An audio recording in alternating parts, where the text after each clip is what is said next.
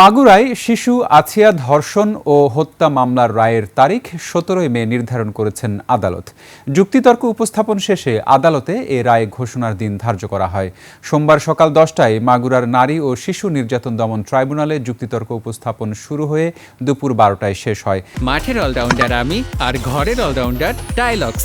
টাইলক্স toilet cleaner, clean মানেই টাইলক্স।